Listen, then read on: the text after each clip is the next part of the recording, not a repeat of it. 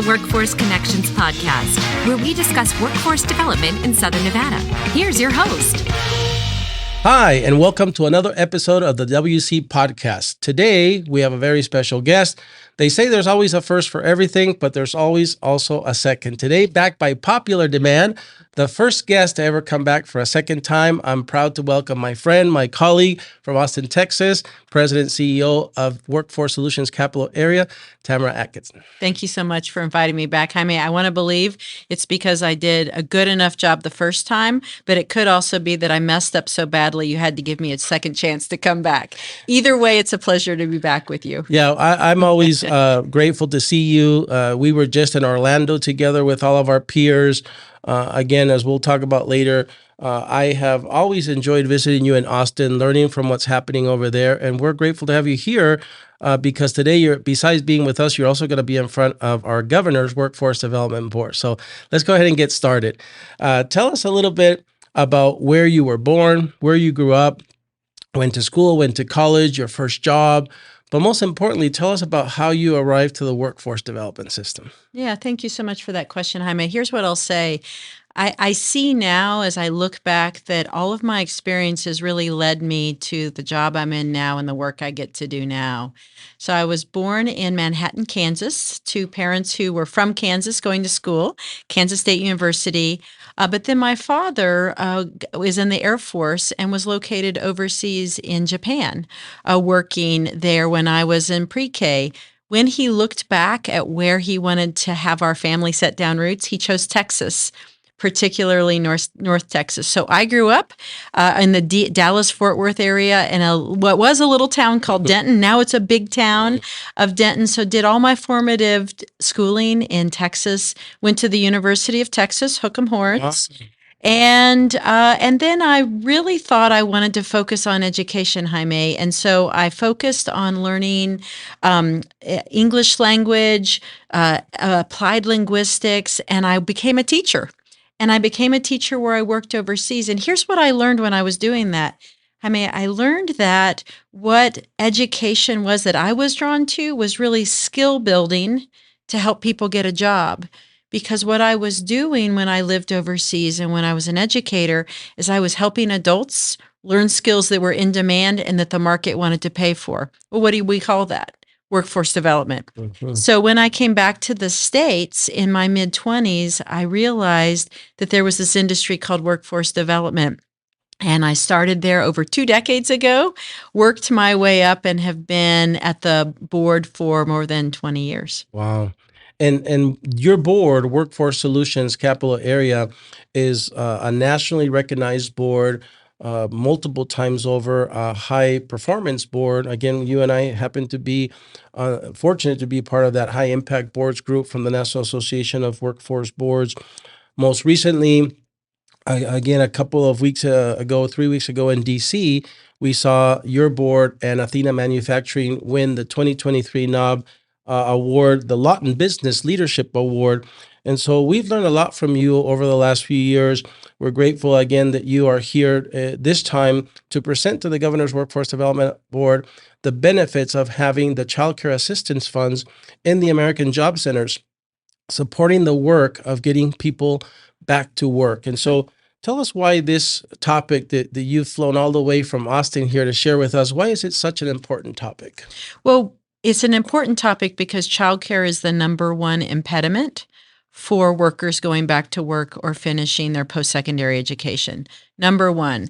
And I think that one of the upsides, and I almost hate to say it, but one of the upsides of the pandemic was our country having a recognition of the need and value of childcare for families. And so in Texas, starting in the mid-90s, up until about 2000, Texas realized that childcare was part of the employment ecosystem. So moved the childcare funding to our state workforce institution. And ever since then, we've been operating it. So what I'm hoping to convey today is the value to the business community of having childcare matched with workforce, the value to our families in being able to have a one-stop shop that truly reflects where their needs are, and finally, the value to our overall economy to have these connected.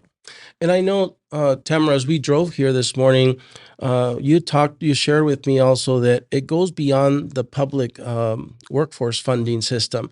You had talked about how in Austin, this is energizing a new dialogue where you have become the hub, if you will, of how the community's looking for new ways to pitch in and bring other resources to, again, be able to have a more robust childcare system, especially that infant care, early care to support economic development in the region. Tell us about some of the things that are happening with that in Austin, the mayor's office, employers who are, if you will, more aware than ever that they have some skin in the game as well. Absolutely. So when with childcare funding running through the board, it makes us a natural hub when there's other childcare resources. So for example, today I'm going to share with the governor's workforce board that we have over $53 million under management at our board alone.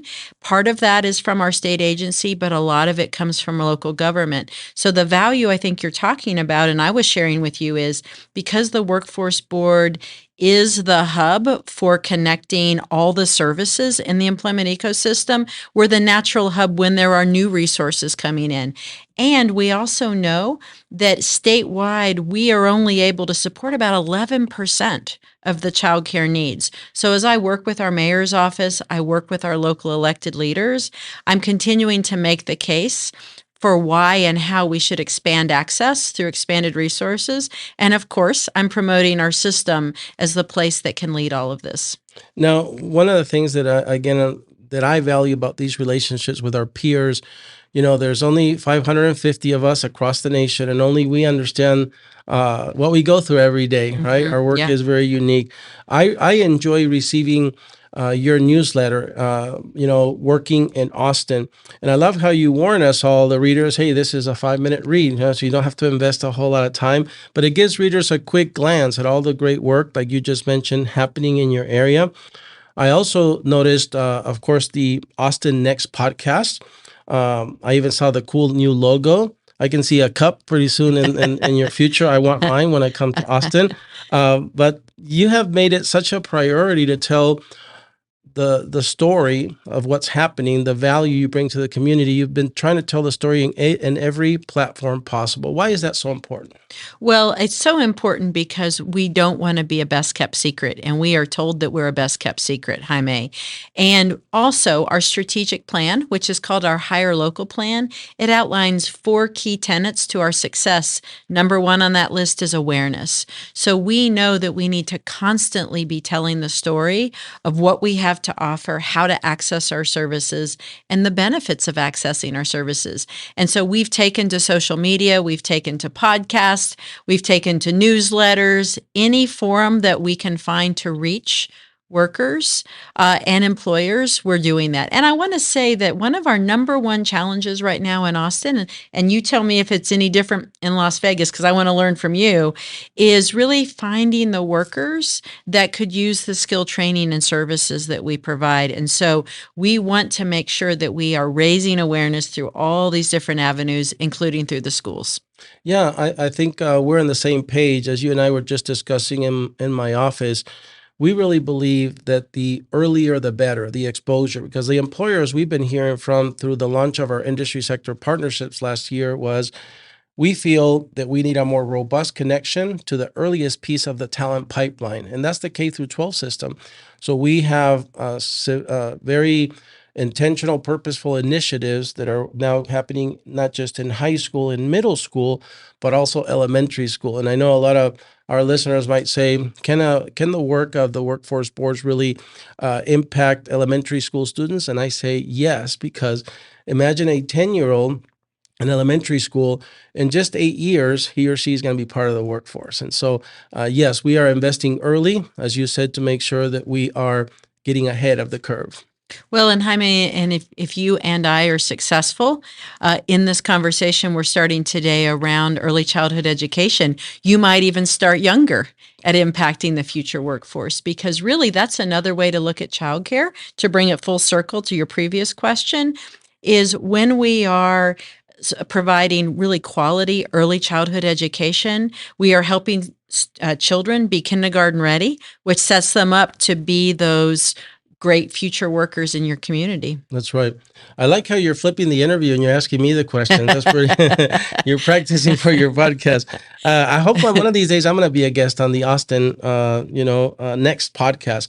But you and I were just in Orlando, Florida, again with our peers from the U.S. Conference of Mayors Workforce Development Council, and where Kathy, Amoroso and her team do such a good job at bringing us together at least 4 times a year.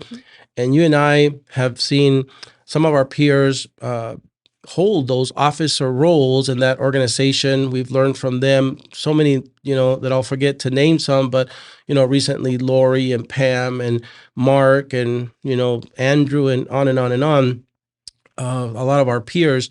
But now, this year, you are our president of our Workforce Development Council. Thanks to our peers who voted us in, I get to serve as the first vice president, and our friend Danielle Frazier from Charlotte as our second vice president. So tell us, what do you hope to accomplish in your term as president of the Workforce Development Council? Well, first of all, thank you, Jaime, and I couldn't be more pleased than to serve with you and Danielle. And as you said, I really stand on the shoulder of giants and so many great leaders and role models that came before us. So I have 3 priorities as president this year.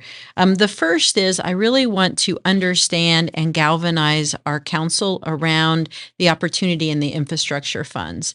I think the bipartisan infrastructure law, BIL, provides unprecedented, once-in-a-lifetime opportunities for workforce development, talent development to support infrastructure projects. And workforce boards are not named in the legislation, so we have to make a case for our value. So that's number 1. How are we doing it? How can we be more effective? How do we share? Number 2 is that I really want to talk about childcare and other support services critical to our success in talent development. We started that conversation last week in Orlando, and I want to keep that going. Third is I really want to see that we build a network among our peers. You said it so well, Jaime. This is how you and I met. It's through the Workforce Development Council. I want to create a place where people prioritize on their calendars involvement so that we can build a network of colleagues that we can lean on, share best practices, support each other, and learn and grow. That's awesome. I think I just remember now, as you were talking, how you and I were both excited in Orlando because not only did we get to see our colleague Pam, but she introduced us to the head of Disney, right? Mickey Mouse. We got to take our pictures with Mickey. We went to the secret test lab, in Disneyland, which was really cool. So Pam, if you're out there, shout out to you. She set the standard pretty high. Is it when you and I get to host it one day in our cities? Who are we going to bring for picture taking? We're probably working on that already. It feels like in some ways, Jaime, you're going to have it easier here in Las Vegas. You have the potential of, I don't know, Elvis impersonators or showgirls, or you've got lots of ways. I'm going to have to up my game. I will say, Jaime, that when I posted the picture of myself with Mickey Mouse, I got so many comments from people, more than when I'm standing next to an elected official. So that just tells you what people want to see. Yeah, me too. When I said it to my kids, they're like, "Dad, you're so lucky." So shout out to Pam. Tamara, every time I visited Austin, you've been super generous with your time, your resources, your knowledge. You make your staff available. You host us in your buildings. And I hope that we're reciprocating half as well here whenever you've visited us to, here in Las Vegas, including this visit. But last time you were here, you brought your leadership, your board chair, your vice chair, I think your vice chair-elect. And we engaged here with our leadership in a best practices exchange, which I think, for us, it was hugely beneficial. We're already implementing some of the things we learned from you in our industry sector partnerships. My question would be, was that visit beneficial for you? And if so, how, are you implementing anything new, and how's it going with that? Absolutely. So resounding yes. So there's really 3 ways that I can tell you that we are better off as a result of our visit here last year. One is what we're doing right now. You inspired us to launch our own podcast. We're still getting it off the ground, but the fact that you do this and do it so well and have really come out strong and demonstrating a model for us, that was number 1 big takeaway. My board members left saying, "Tamara, we've got to do this." So thank you, or I should say, oh my gosh, you created more work for us, but I'm glad you did. The second is the fact that you have such a presence in your community via your libraries. You inspired us when we went on site to one of your libraries and could walk around the space, see it, feel it. It really inspired us. Now in Austin, we're in 2 libraries. We're piloting it, learning about the success. How do we measure success? How do we staff it? Some of those kinks we're working out, but we know we want to grow, and you are a role model for that, Jaime. So thank you. And third, and this really can't be understated, is you showed us the value of prioritizing best practice trips with our board members and staff. So just this year, we were able to go to Prince George County and visit our friend Walter Simmons and look at what he's doing there and learn from him. And so now we are seeing that we need to go on the road periodically to learn from so many of our peers and bring the best of the best back to Austin. Yeah, I think any executive director like us, and I know you and I, we encourage that from our peers. If they're not doing that, they're missing out on a great opportunity. Because again, I don't have to. Not only can I learn from you, but you help me not replicate the mistakes or the things that didn't work out. We share that with each other, and so it's a double win because I get to try to replicate things that are already working, and I also avoid going down a road that perhaps I shouldn't be going down. So win-win there. Well, again, I can't tell you how much I enjoy our time together. This time has been. I think when I see you here or offside our meetings is a little better because over there we have to share each other. Among was like 20 of us fighting for each other's time, and we're having meals together, which is great. But it was really great to have this one-on-one time with you these couple of days that you've been here in Las Vegas. If our listeners or viewers want to learn more about the great work in Austin, tell us the easiest way for them to find out. I know how to get to your website, but tell us your website or any other handle that they can look for to see the work happening in Austin. Sure. So you can go to wfscapitalarea.com. And if you connect with us there, you can sign up to receive those Working in Austin newsletters. You can see we post all the social media that we get and interviews that we do. We catalog and archive it there. People can check us out that way. And you can always just contact me directly if you have any questions. So we'll make sure to put your information here on the screen during the edit work to make sure that people know how to reach you. I want to thank you, my friend, for being here, for always being there for us, and I can't wait to see you next time. Well, thank you so much for all of your hospitality. You really exemplify what makes Las Vegas so great. So thank you. Thank you, Tara. Thank you.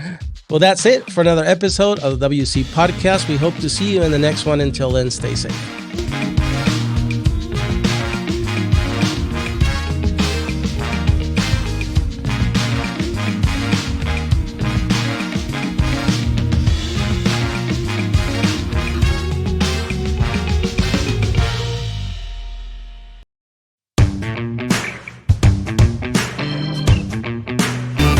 Okay, Tamara, thank you for staying over to doing our bonus section call Against the Wall. Are you ready? Ready or not, here I come. All right. The first section is called Your Favorite. So I'm going to give you some categories, and you're going to give me a favorite one in that category. Your favorite color.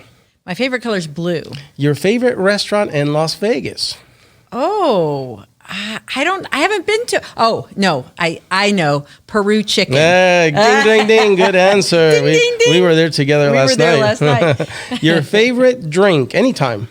Oh, my favorite drink anytime would probably be a vodka soda with lime. Delicious. Your favorite movie.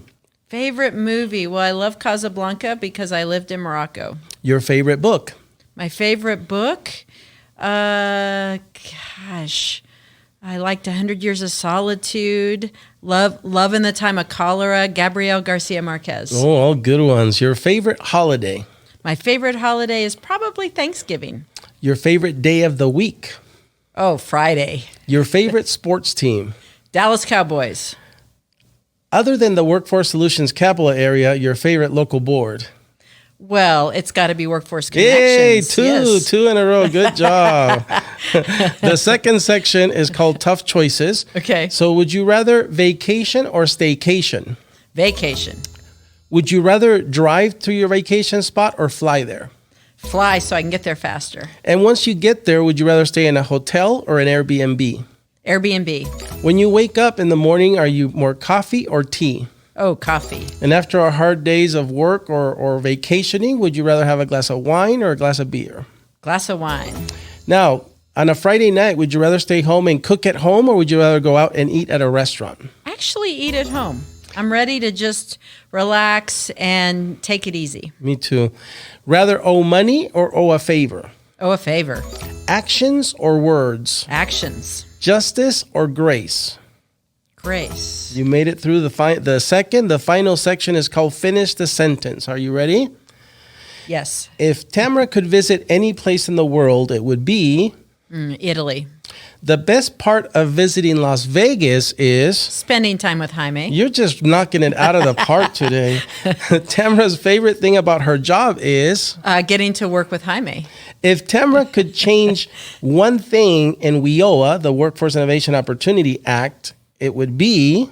It would be to adequately fund us for the work that the Act asks us to do. Love it. And one goal that Tamara will accomplish in 2023 is... I will see that we implement internally EOS, and externally that we make good on our strategic plan. Awesome. And doing the WC podcast here today with us was... Fabulous. Well, thank you for staying over. Thank you so much.